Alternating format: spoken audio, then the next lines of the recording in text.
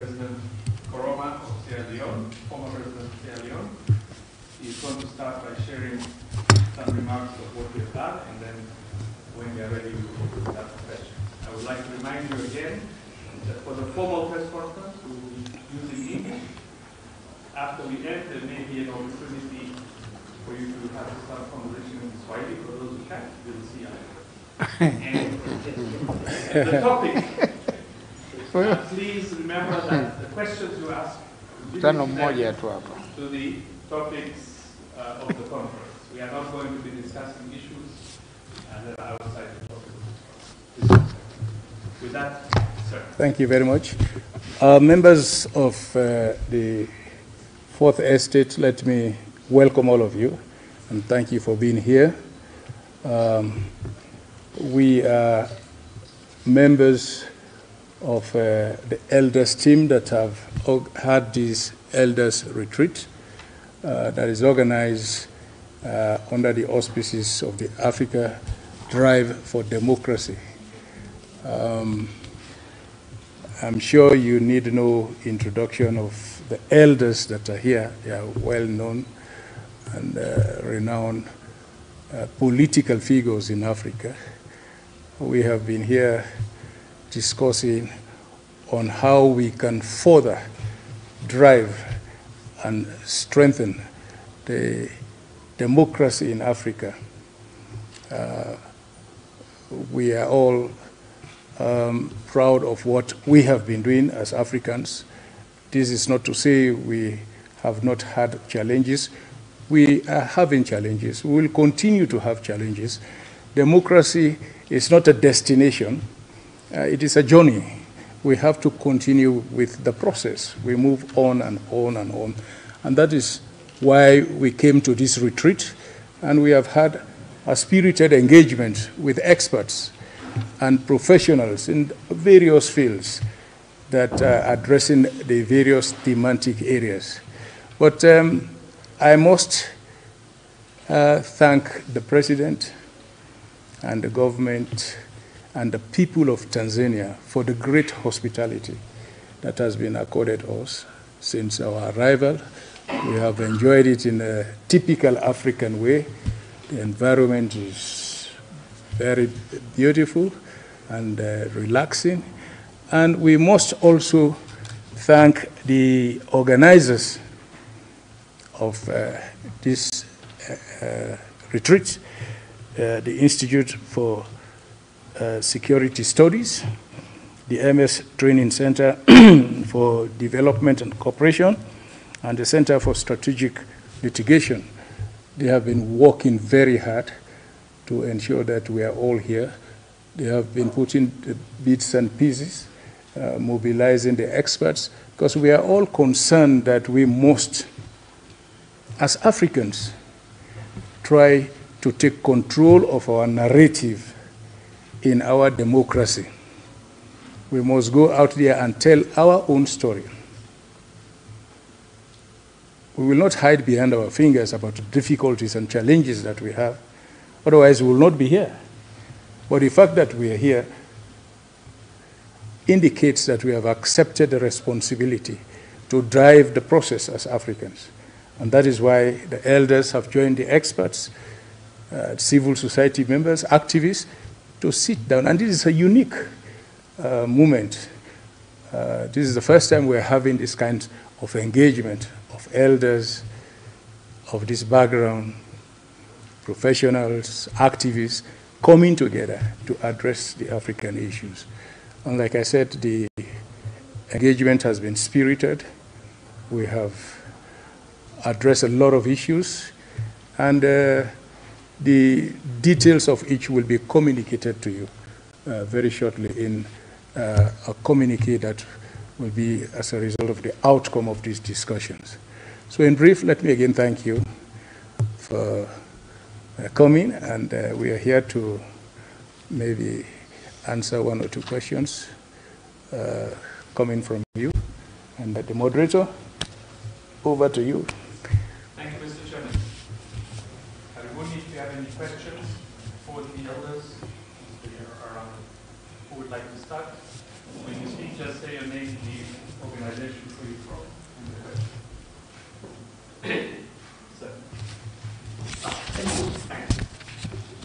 My name is Stefano Guani. I'm a journalist from the Citizen newspaper based here in Arusha.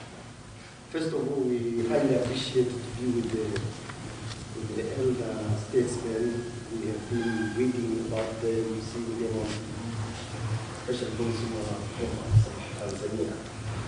My question is directed to His Excellency Roma.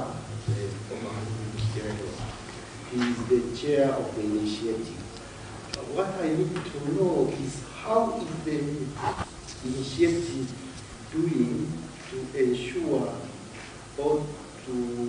that the agenda of the initiative is infused within the AU, within the framework of the AU. How are you trying to reach out the AU member countries with this agenda of promoting democracy among the African countries? We know there are a lot of challenges, as was spelled yesterday, because Africa has a lot of challenges and we need democracy. How are you reaching out the rest of the member states through the AU framework?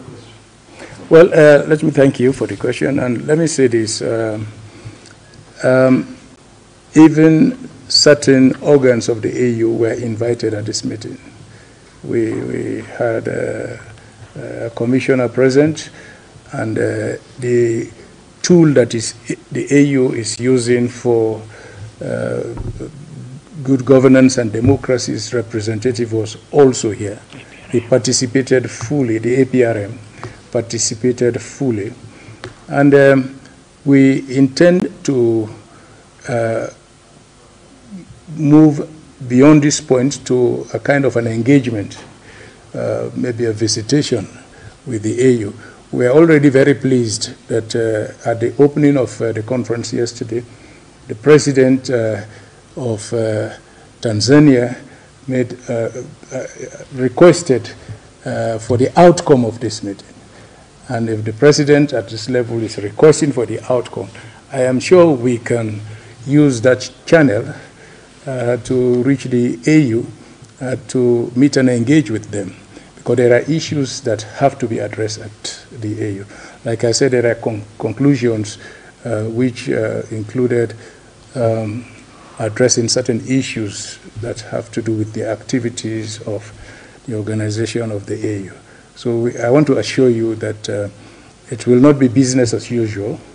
We are going to take it further from this point to engagement with the AU, sitting with the AU, and ensuring that we monitor the implementation of recommendations that have been made as a result of the outcome of this meeting.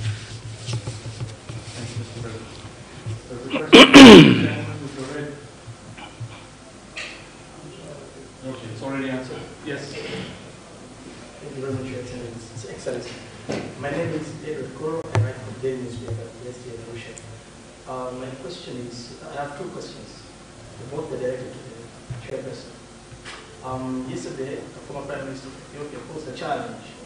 He asked if it was high time for us to aid the Western democratic way of doing things. And going with the African trend that we have a lot of leaders who have come to power and are reluctant to leave the top offices. What is your take on that? Should we come up with our own way of resolving our issues, or should we take former Prime Minister of Ethiopia's challenge? And my second question is, what role do they play in advancing or driving forward the African democratic agenda? Thank you. Okay, the question is directed to me, but maybe no, we start with Haile Mariam. Well, he posed the thing. Actually, the question I just want participation. After you, I think. Okay, on the question of I think recommendations have been made. I don't want to preempt some of these recommendations until they come out officially on issues of engagement, about leaders wanting to hold on to power. These are all the issues that we have discussed. these are the issues that undermine the progress that we have made in the democracy that we are all proud of. And that is why we have spent some time to look at it, and we have made solid recommendations in which we are requesting that the AU will popularize the two-term kind of constitutional requirement, and show that the discussion is on. There is now a move by the AU to review their peace, good governance, and security architecture. And these are all contained in that review. We only urging that we move fast with this review, because when the issues of the review come out, you will understand the position of the AU in some of these issues. Can you give additional comments? Mr. President, thank you very much. I think, first of all, we do have vast experience in the democratic process in Africa. In all our ups and downs, we have learned a lot, and we have to sit down. And the recommendation is we have to sit down and understand best practices that can be emulated within the African context. So democracy is not one size fits all. It is specific to, even within Africa, we cannot have one kind of engagements. Different countries have different history, but nonetheless, as Africans, we have a common African history. We do have a very proud history before colonization, and we have to understand our own history. That's why we deliberate in our discussions. Africa, was a pioneer in terms of engineering, astronomy, medicine, even processes like traditional democratic processes you see in different parts of our continent. So we have to also use those values and engagements in teaching our young people the history of Africa and how we have come about to this level. So there is, we take basic principles of democracy, we learn those things, but even that is, democracy, first the world started in Greece, not all other countries in the West. So I think everybody learned from the Greek democratic discourse. So we can take basic principles, but we have to also contextualize it into our own conditions. And our experts can help us to do that. Our leaders also can help us to understand those things. And I think this is what we discussed, and hopefully media also can play a major role in this regard. Yeah. Want to comment? You want to make a comment? No, I think what I was just telling McKenna here. We have a history of our democratic governance. I belong to a tribe that is matrilineal. Power is in the hands of the women, of the mother side. Yes. And in our tribe, the Wakwere, the head of the clan is chosen by women. Women sitting alone without men. And they have the powers of removing, if they're not satisfied with the person who is a leader. In our tribe, we call him Kolo, because of the Ko. They remove, they choose another one. So, this is the governance. The governance style, that's a tradition. Of course, we cannot say that the whole country now chooses, it's only women who are going to choose leaders. The country belongs to all of us. Lazima mje ukwere kule mkajifunze demokrasia. Kikwere. Yeah, in this meeting, one thing which became very clear is that democratization is a process. It's a process, and it's not a process only for Africa, but elsewhere it's still a process, including where this democracy after Greece. There are countries who took it and then brought it to Africa, not properly. Yeah, not properly. Because they brought it to Africa, but when our independences came, they gave us a model in some countries. The charter, what you call this Westminster model for those colonized by Britain, and the other methods, those colonized by French. Only the Portuguese didn't bring us any model because it was dictatorship in Portugal. So there's a process, and sometimes we forget about the gains in democracy. As he said, prior to the colonialism, and as he said in his tribe, there are some sorts of democracy there, which we are not studying, we are not reflecting about. So we tend to forget about the progress achieved, particularly after 1990, when we started adopting what is intended today as the democracy, is multi-party democracy. And since then, even then, if we take this short period, we can find a lot of progress. But if we add to what started at our independence in the 1960s, we can see a big progress. But again, with downs and ups, downs and ups. But there's a progress. So I think that we have to make a thorough analysis on these aspects. Thank you. Thank you. My name is I'm a political catalyst. My question goes to all of you. Most of the sitting presidents have a tendency of not wanting to listen to their predecessors. What methodology are you going to use to convey the message of democracy? The sitting president want to. I think that I think that in meetings like this, we come out with views which will be known in due course, and if we have an opportunity to talk with some, they will take our views. I think that is sufficient. You don't have to be satisfied that, oh no, they are implementing what I said.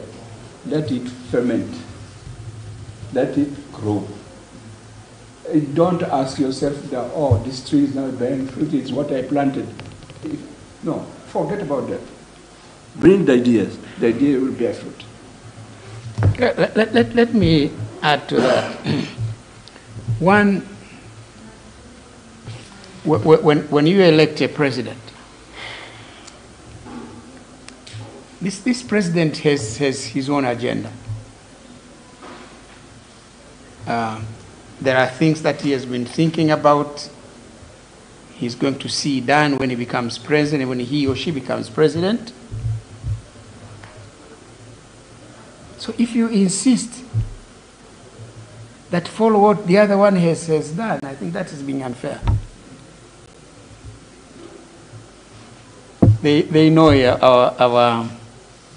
our second president, President Ali Hassan Mwinyi, has a very famous saying,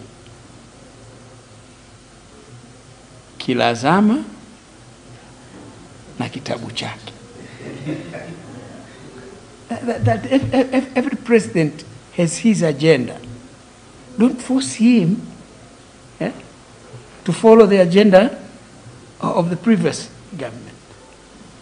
So I think don't blame them, because they have their own agenda items. Of course, the important thing is nation building is a process. It is just like somebody building a house.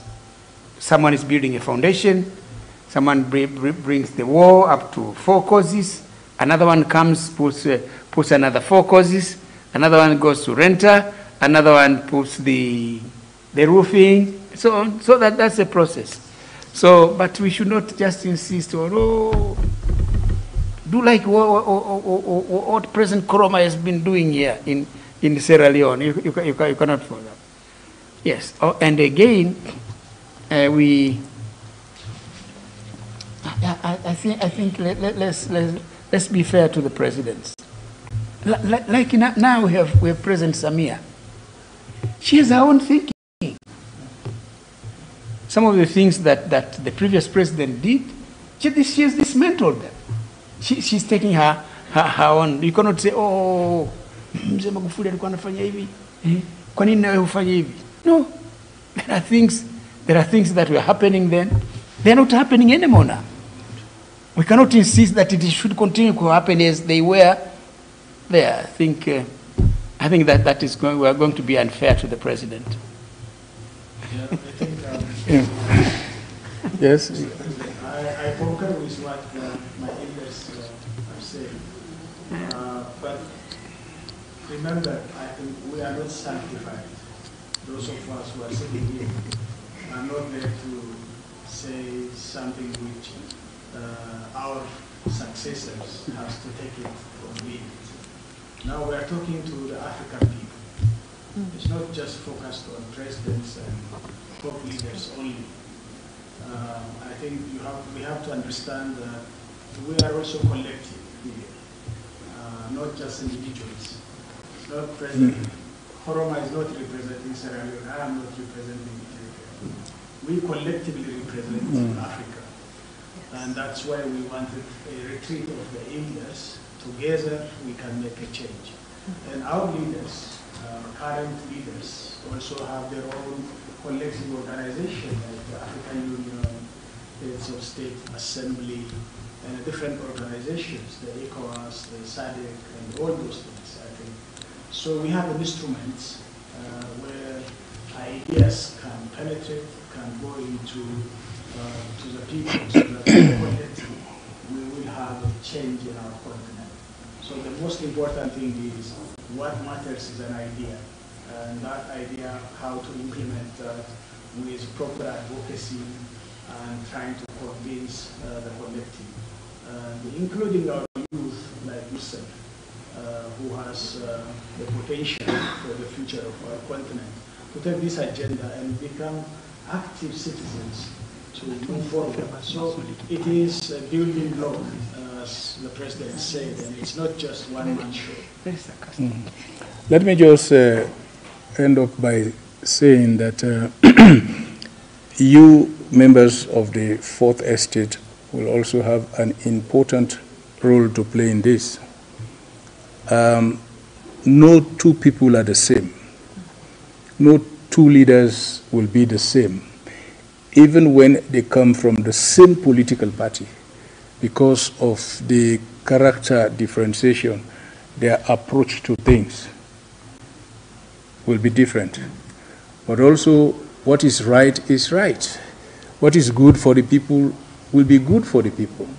And it is your responsibility to ensure that what I said yesterday at the time of campaigning, what is contained in my manifesto, you take me to book for it, and you insist on it.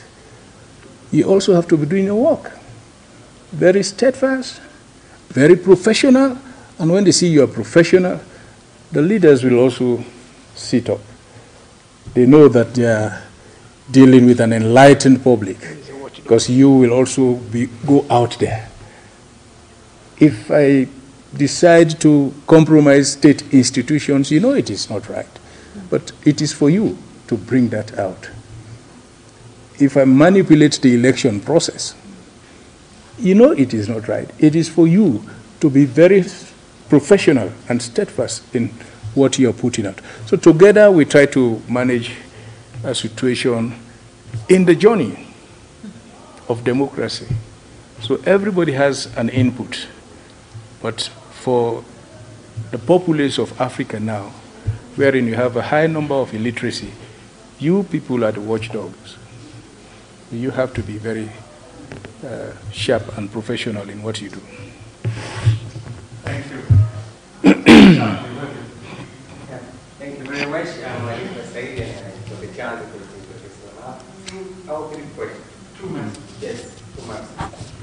The first question is directed to all of the elders, and I was just interested to hear from you.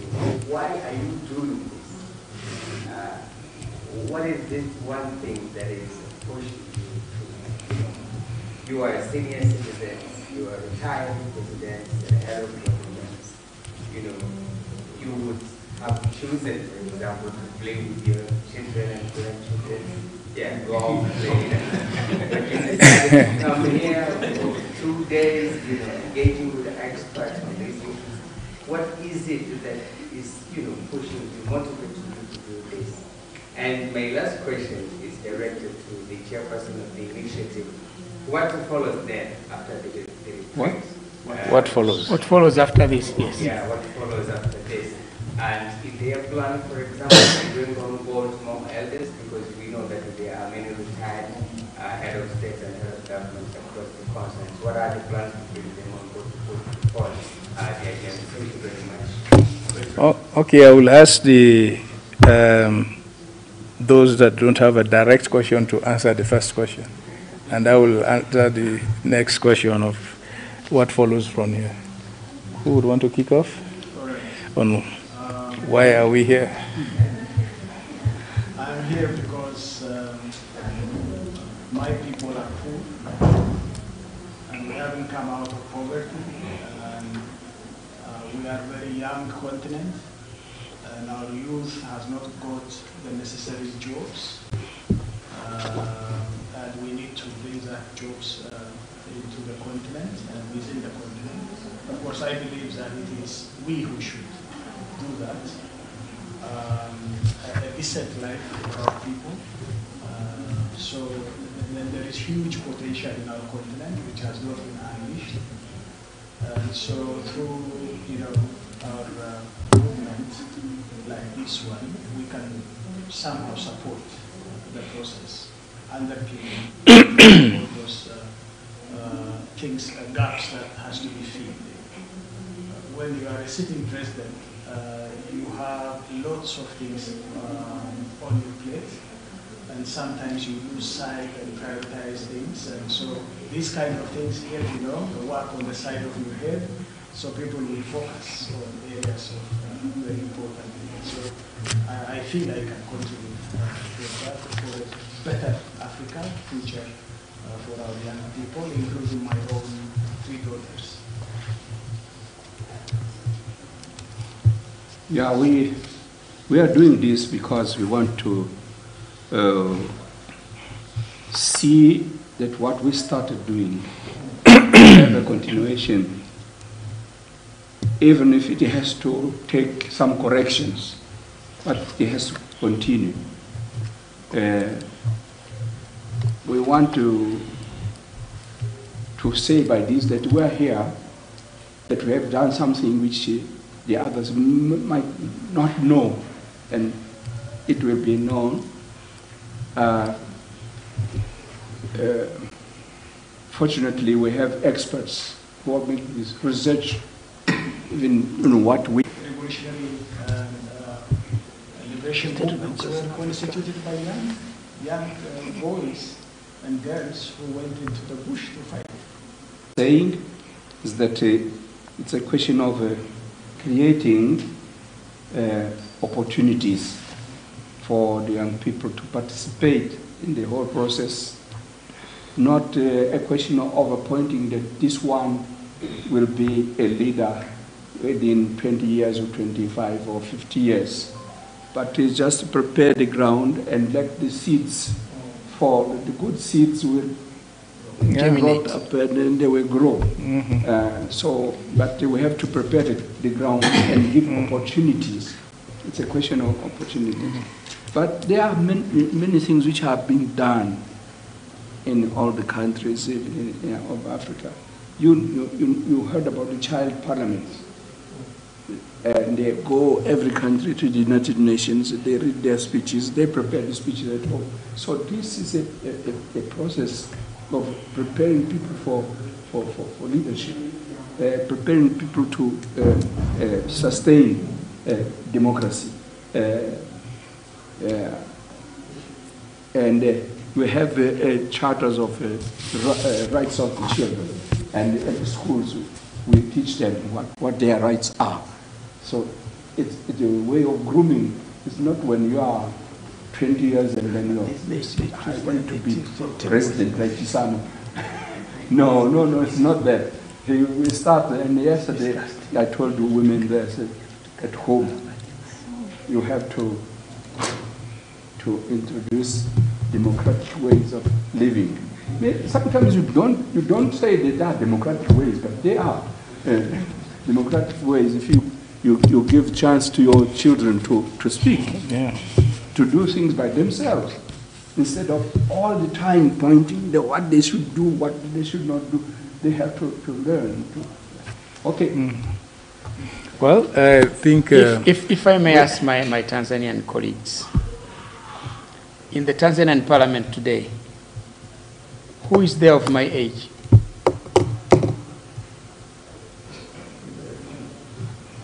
Nobody. No. It's the younger people who are members of parliament now. Yeah. That is... Look at President Samia's cabinet. Yeah, a lot of them are young people. Yeah. Yes, a lot of them are young people. You know, this is a question of generation. It's a generation factor. There was Julius Nyerere, he came President Mwinyi and his generation, came President Mkapa and his generation, and me and my generation. Yes, we are out now. Yes, Magufuli and Samia are 10 years younger than me. Yes. Yes.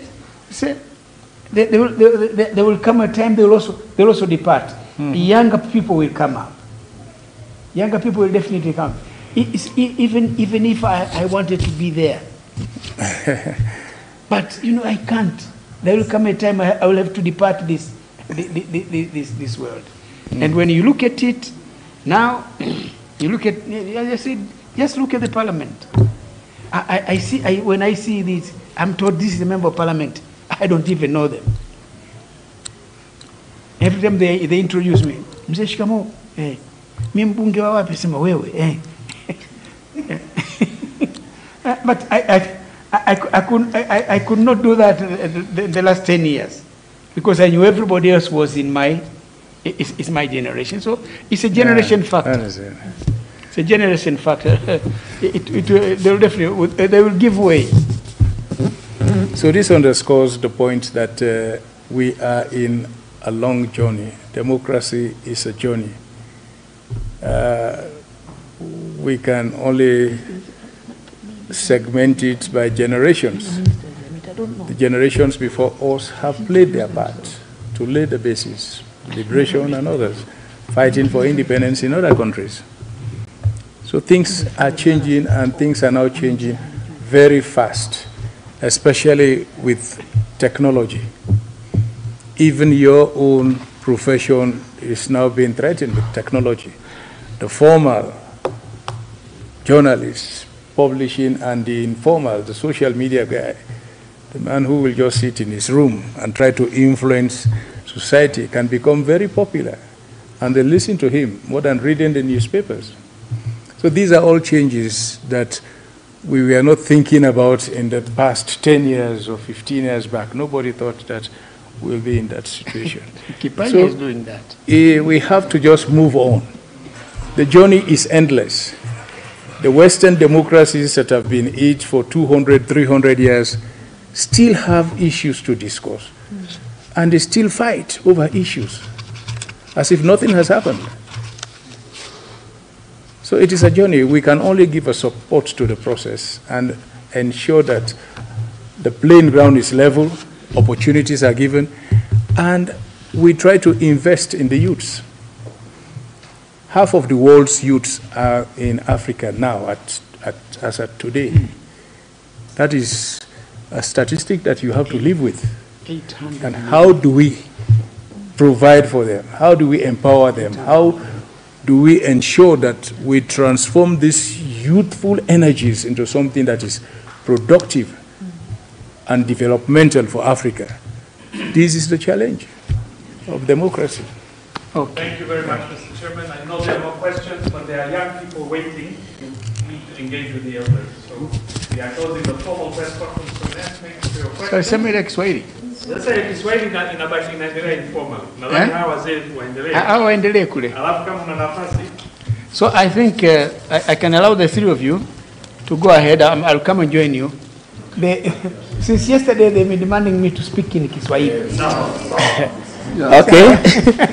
We're going to group to engage with young people. We're going to group the young people. You go groom the young people while he grooms the journalists.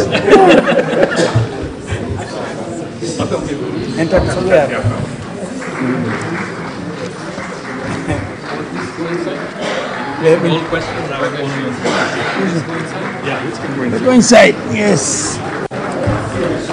Will you take any questions or should I? I'll take questions. No, don't worry. Yeah. You can run it. Yes, I can. Yeah, all right. When the karani kule. Okay. Asa mnaanza maswali hata kabla sijasema.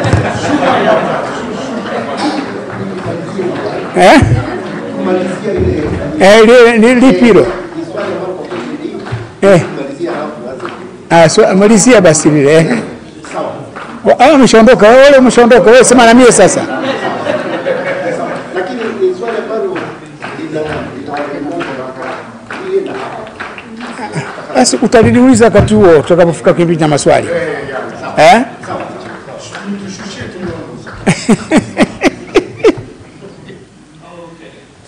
Habari ya saizi jamani. Jana na leo tumekuwa tunaendelea na mkutano huu ambao unajumuisha viongozi wastaafu. Lakini sio peke yetu, na baadhi ya watu wamekusanyika. Yuko askofu hapa, alikuwepo Askofu Bagonza, ndio huyu kama mumjui. Wapo kina Jenerali Ulimwengu, watu tumekuwa nao pale. Yaani ni mkutano ambao maana kwa Kiingereza ni retreat. Retreat sio kama, ni tofauti na kutumia conference. Retreat ni mahali tu watu wamekaa kama katika mazingira hivi informal setting, kukaa na kubadilishana mawazo kwenye. Lakini hii imetayarishwa na taasisi tatu mkutano huu. Center for Strategic Litigation, ambayo makao yake makuu yako Zanzibar na ofisi yao nyingine iko Washington, iko Cape Town. Na yule bwana pale Remamu yule ndio huyu anayeendesha hiyo center. Mshaija yule. Na ya pili ni Institute for Strategic Studies. Hii makao yake makuu yako Afrika Kusini. Na ya tatu ni Training Center for Development Cooperation. Hii iko hapa Usa River. Zamani ilikuwa inaitwa Danish Center. Sasa imebadilishwa jina, imekuwa ni Training Center for Cooperation, for Development Cooperation. Hizo ni taasisi tatu zilizoandaa mkutano huu. Na kama nilivyosema, washiriki wake ni viongozi wastaafu na neno zuri kwa Kiingereza, kwa Kiingereza ni thought leaders. Si kwa Kiswahili tutasemaje? Maana askofu kidogo mtaalamu wa Kiswahili. Thought leaders. Viongozi wa maoni. Watu maarufu. Na watu mashuhuri. Na baadhi ya watu mashuhuri kwenye maeneo mbalimbali, na wametoka Afrika nzima. Alamsani kwamba ni hapa Tanzania. Kwa hiyo na mada yake kubwa ni kuangalia hali ya demokrasia katika bara la Afrika. Kwa ujumla, msingi wenyewe, dhana iliyokuwepo ni kwamba kumekuwepo na maendeleo katika demokrasia barani Afrika, lakini pia kumekuwepo na changamoto, na kuna baadhi ya nchi mambo yamerudi nyuma kabisa. Kama nilivyosema, katika miaka minne hii kumekuwepo na mapinduzi ya kijeshi mara nane, na kama kule Mali mara 2 si mara 3. Katika kipindi hicho anaingia afande huyu, anatoka afande mwingine, anampindua mwenzake, anakuja na afande mwingine.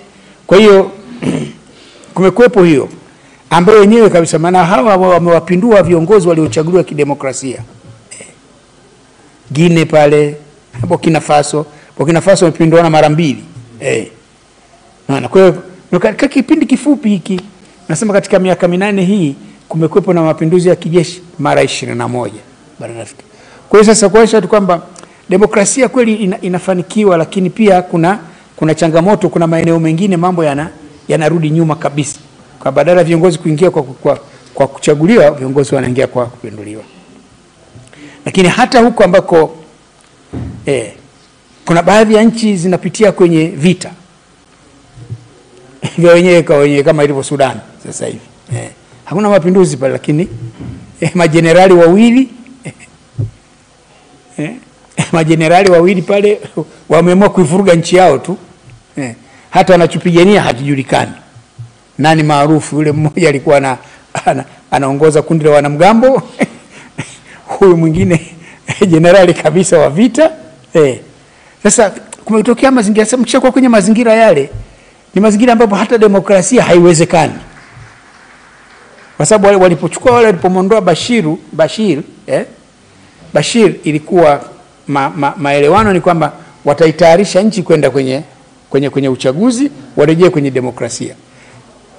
Wameingia mahali wakawa na migogoro, yule waziri mkuu wa kiraia wakaondolewa.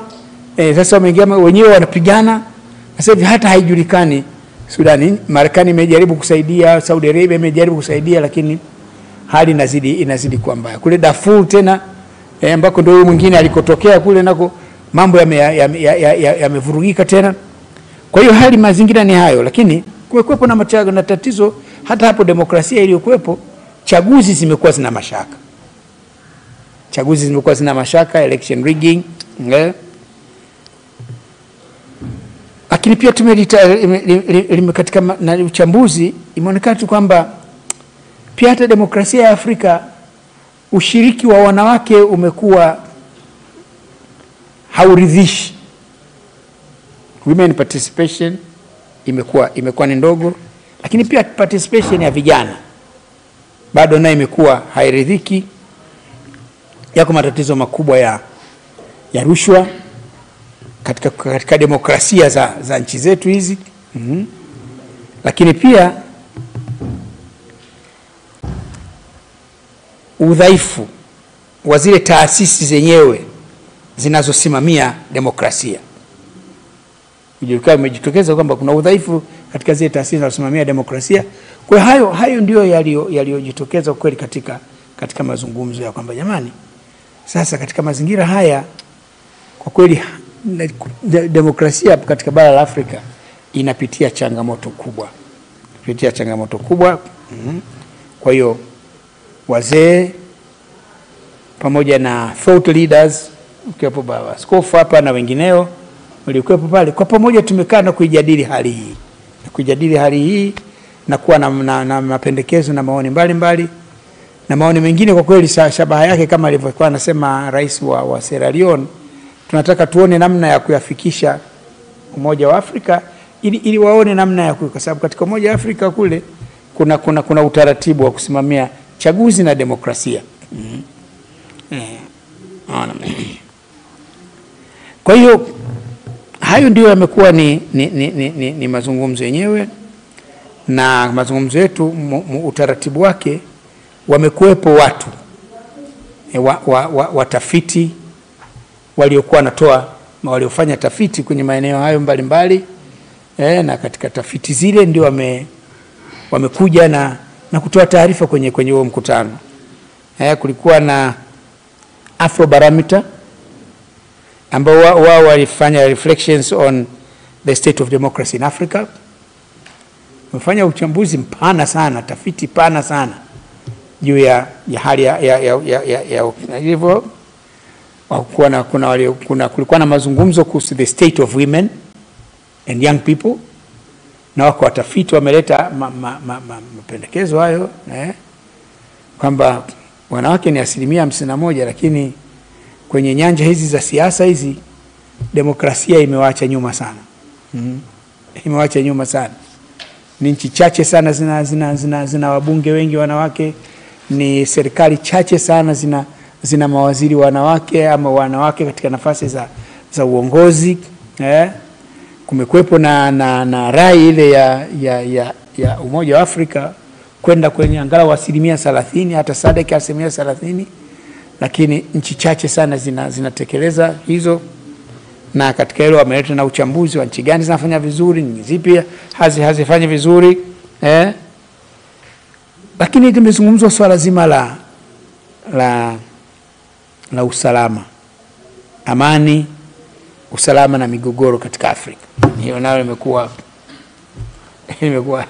imekuwa changamoto kubwa sana, ambazo pia zenyewe zina athari kwenye ustawi wa demokrasia katika nchi zetu. Na lingine ambalo limezungumzwa sana na tafiti zimetolewa ni utawala wa sheria, rule of law. Rule of law limezungumzwa, limeleta hamasa ya kutosha.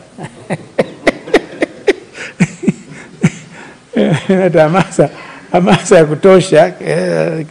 It generated a lot of emotion kwa Kiingereza. There's emotional discussion around hiyo. Lakini mwishoni tutazungumza pia namna ambapo Afrika inaweza kuwa pathways for a peaceful, inclusive and resilient Africa. Sasa baada ya hapo tunakwendaje kufika huko? Kwa hiyo huo ndio ulikuwa mwelekeo wa mazungumzo. Na kwa kweli wote kwa pamoja mkutano kwanza umeshukuru sana kwa rais kupata nafasi ya kuja kuzungumza, lakini pia kwa maneno aliyosema tukubaliana kwamba hotuba yake ile ni mwongozo muhimu katika mkutano wetu huu, na itaingia moja ya documents muhimu katika taarifa ya mkutano huu tuliofanya. Kwa hiyo kwa muhtasari ni hayo. Muhtasari ni mambo ni mengi sana. Nikianza kusema kila moja nilichambue hivi utahitaji mpaka kutwa nzima, lakini kwa muhtasari huo hayo ndio mazungumzo haya. Ni mkutano muhimu. Of course mkuu wa mkoa jana wa Arusha aliomba kwa basi makao haya mkutano iwe ikifanyika hapa. Nikanong'ona pale na mwenyekiti akasema ndani jambo zuri. Kwa sababu alikuja mwaka wa jana na mwaka huu kaja, nani amepapenda hivi Arusha. Na nikamchomekea waziri mkuu Haile Mariam kwa bwana mwenyekiti, kesha asema ndio wewe unakataa. Akasema hakatai. Kwa hiyo tunadhani kwamba tutaelewana kwamba mikutano hii tutaendelea kuifanya hivyo. Akasema safari hii walikuwa washiriki viongozi 12, lakini wamepata changamoto. Wengine ndio wameshiriki kwa nani, Mama Ellen Johnson Sirleaf ametuletea video nzima. Video ilikuwa maneno mazito. Maneno mazito kuhusu demokrasia ya Afrika. Alisema ameshindwa tu kwa sababu yuko Kigali, wana mkutano kule wa women nini unaitwa? Women deliver. Wana mkutano wa women deliver kule Kigali, kwa hiyo akashindwa. Hata Mama Graça Machel alikuwa wepo naye wao kwenye mkutano wa women deliver. Mikutano imegongana, wote wame apologize, lakini Helen Johnson Sirleaf ametuma na video ya maneno makali kuhusu demokrasia na changamoto zilizokuwepo, lakini akisisitiza kwamba hakuna badala ya demokrasia. Tusitengeneze mfumo mwingine wa utawala ambao utakuwa na manufaa na maslahi kwa Afrika, haupo. Kama alivyosema rais jana kwamba hakuna badala ya demokrasia. Kwa kifupi ni hayo kwa kuwasimulia. Nadhani leo itakuwa vizuri zaidi kuliko ningesema jana. Maana jana ningerudia yale niliyosema kwenye hotuba yangu, sema kama nilivyosema. Kama nilivyosema, kama alivyosema rais. Lakini leo angalau nacho cha kuambieni juu ya mazungumzo yalivyokuwa. Mazungumzo lakini mazuri. Mkusanyiko wa watu kutoka kote barani Afrika. Kutoka kote barani Afrika, na mazungumzo ni mazuri. Unaona hasa dhamira ile ya dhati ya kuona demokrasia inastawi katika bara letu. Kama kuna maswali tuulizeni. Tuna maswali. Tuna maswali. Tuna maswali. Ulizeni tu. Naam, Mheshimiwa Rais mstaafu, mimi naitwa Joseph Mwilisho. Mwandishi wa habari natoka Zanzibar. Ndio. Mheshimiwa Rais, wewe ni miongoni mwa marais ambao wamesifiwa kwa kuongoza nchi kwa kufuata demokrasia. Ndio. Na pamoja na changamoto ndogo, lakini ulisimamia sana demokrasia. Lakini baada ya uongozi wako kidogo kuliyumbayumba masuala ya demokrasia. Sasa sijui umeshiriki vipi kama mmoja wa viongozi wa jukwaa la demokrasia kuhakikisha kwamba ile demokrasia iliyotumia kipindi kile unaongoza iendelee kutumika mpaka sasa, kwa sababu tumeona wanasiasa wanalalamika swala la katiba ulianzisha vizuri, lakini sasa hivi imelegalega. Pia tuliona wanasiasa wanataka tume huru ili swala la demokrasia liwe vizuri. Nadhani kuna malalamiko kama haya. Sasa umeshiriki vipi kuishauri sasa nchi yako ili tuingie kule ambapo wewe ulikuwa unafanya vizuri zaidi? Hapa tunazungumza ya Afrika. Hapa leo tunazungumza ya Afrika, hatuzungumzia Bongo. Azungumzia Bongo. Tutapata nafasi siku moja tutayazungumza. Sitaki niyazungumzia ndani alafu ikawa ndio vichwa vyenu vya habari. Nataka kwanza tuzungumze haya ya mkutano huu. Lakini yote hayo tumeyatazama. Na pengine sifa ile ndio iliyofanya nikaonekana nafaa kuja kushiriki. Ngoja bwana hapa.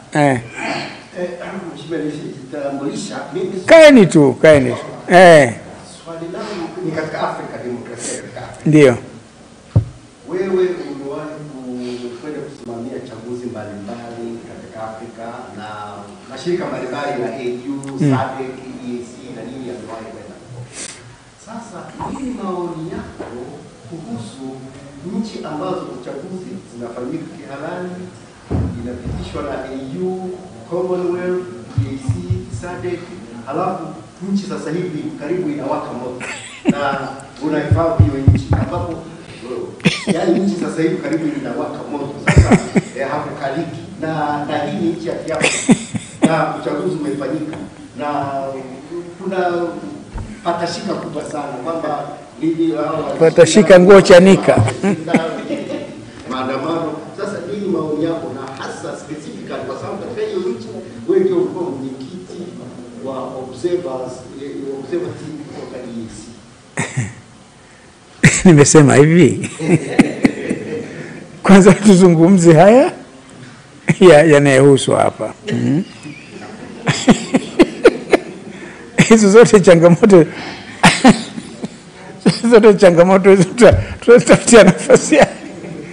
Sitaki kuchafua hali ya hewa kwanza. Tunaweza tuwaombee tu. Tuombee wenzetu. Tuzidishe maombi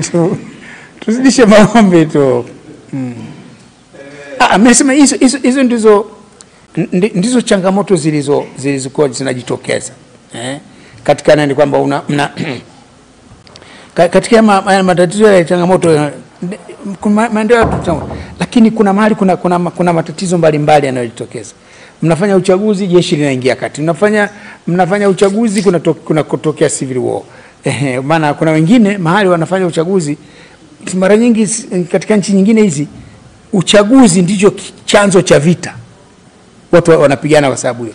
Kwa hiyo yako mambo mengi ambayo yameonekana, na tumekuwa na ushauri mwingi kwenye masuala. Sasa hilo swali maalum kwa nchi maalum, ningeomba kwa leo tulitafutie siku nyingine. Ngoja kwanza mwingine, unarudia mara ya pili. Mustafa Khalifa. Sawa. Hapo kwenye masuala ya demokrasia.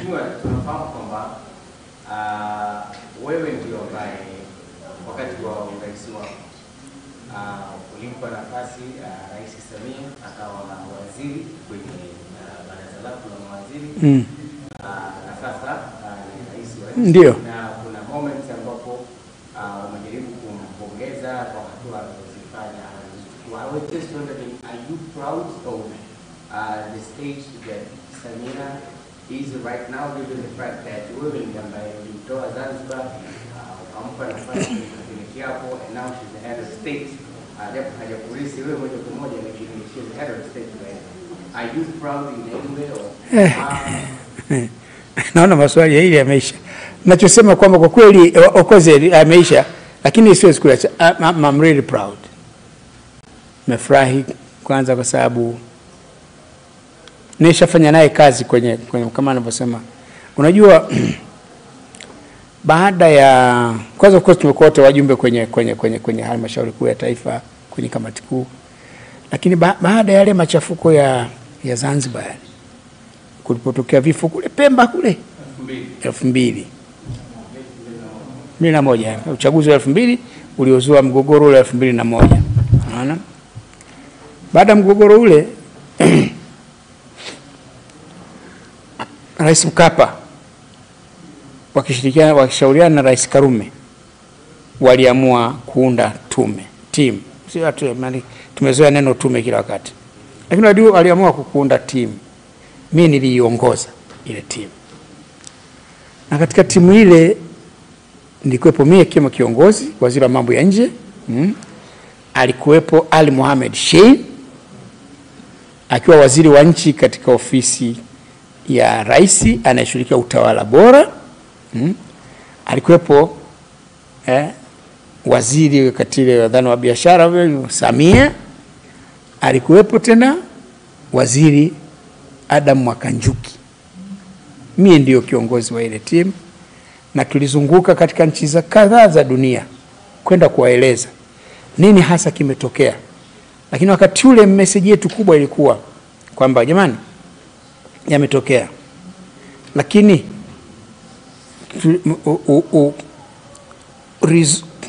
uamuzi, busara ya viongozi wetu ni kwamba pande hizi zinazohasimiana hizi hawataweza kumaliza migogoro yao bila ya mazungumzo. Na kwa nini tumeeleza kote kwa maana sisi tuna fikra yetu ni ndio hiyo. Sasa nakumbuka tulianzia Uholanzi, na wale Ulaya wale walishajipanga wote kwamba kumbe nikifika pale Uholanzi pale ndio niambiwe yote Ulaya inayotaka. Wanasema riot act.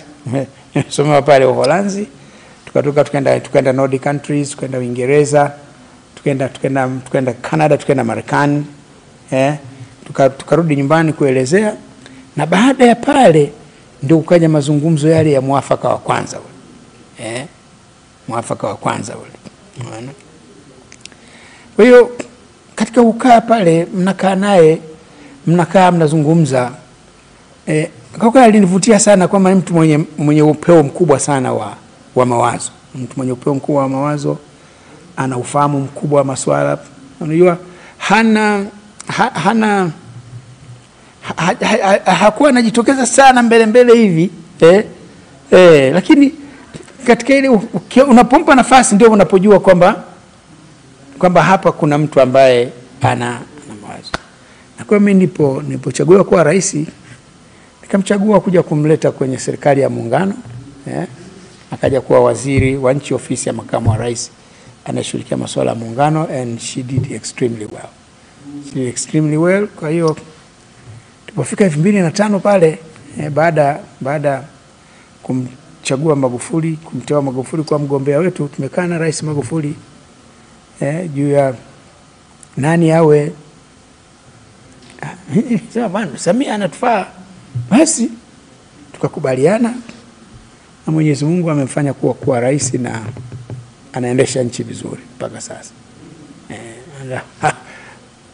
Yani kazi, nafasi ile ngumu, si nafasi rahisi, ina changamoto nyingi, unaweza kuamua hili likaleta kelele nyingi, lakini inategemea sasa uongozi wako unavyoliongoza. Mimi nimepita misukosuko mingi tu, nimeingia tu kuna msukosuko wa EPA. Ndio naingia nilikuta lile. Unaona? Kwenda tukaja Richmond. Mara likaja dawa sina. Unajua? Ndio uongozi wa nchi unavyokuwa. Tukaja escrow. Sasa ngana vipindi hivi changamoto hizo ni za kawaida, lakini ni jinsi gani katika kipindi hicho kiongozi anavyoongoza taifa katika mazingira yenye changamoto nyingi.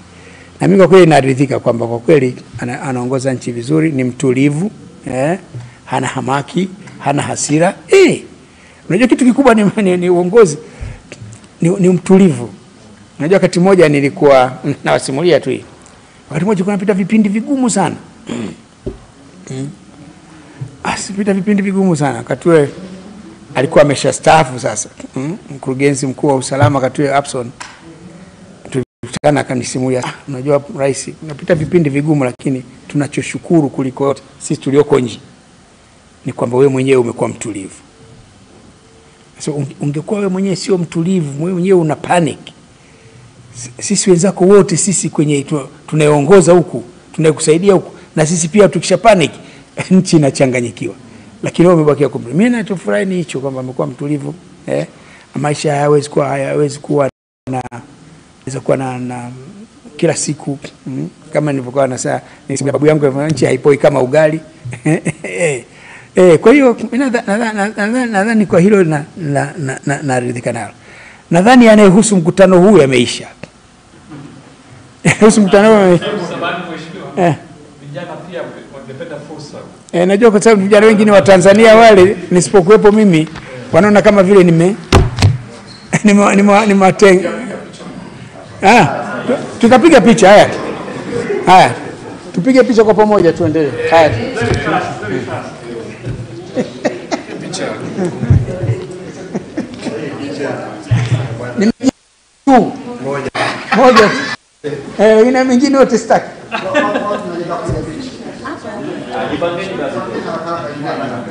Tufanye rahisi sana. Mmoja piga picha nani?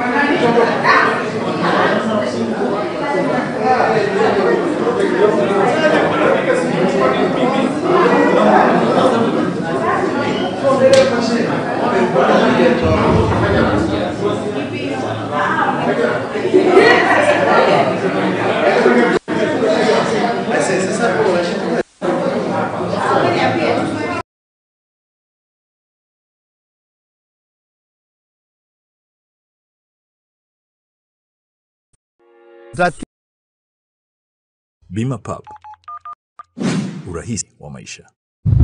I represent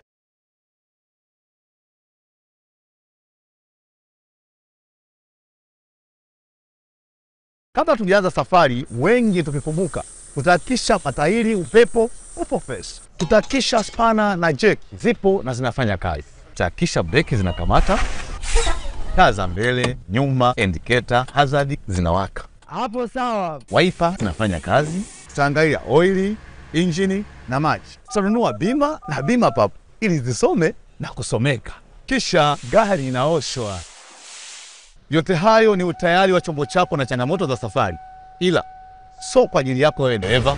Dereva, umechukua hatua gani kulinda uhakika wa kuendelea kujipatia hela? Si unajua ya barabarani hatabiriki. Tumia bima pub kwa kupiga *150*51 alama ya reli au kwa WhatsApp namba 0764166066 na ujipatie bima ya dereva kipato. Umahiri wa dereva hauishii tu kwenye kumudu uskani, bali pia umakini wa kulinda kipato chake wakati wa majanga ya kifedha. Bima Pub, urahisi wa maisha.